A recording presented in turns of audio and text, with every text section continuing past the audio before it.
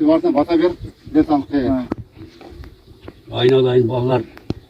Yani Nazarbayev prezidentimiz ayıp olur mu?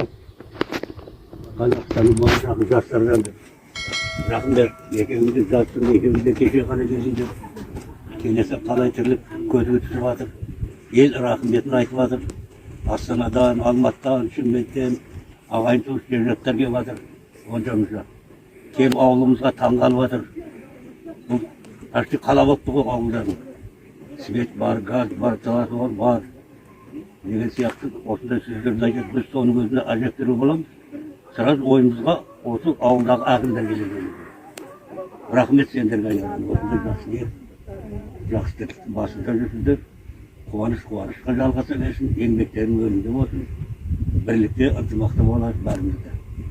Мынау бұрын оншамызша жаңа бір құдай оқыған шайларда әкімдер жөнінде сөз айтты. Ой, әкімдер айтуын айтады, ештеңе орындамайды дейді.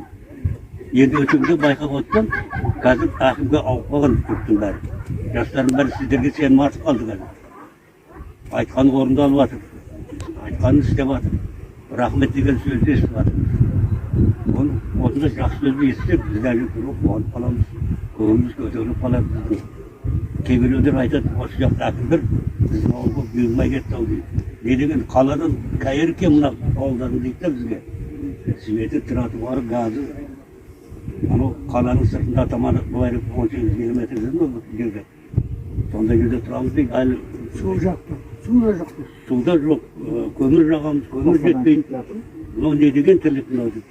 Ауылды мақтайды. Олар мақтаған сайын біздің бұлай жоқын көтереміз. Сондай болады дейді.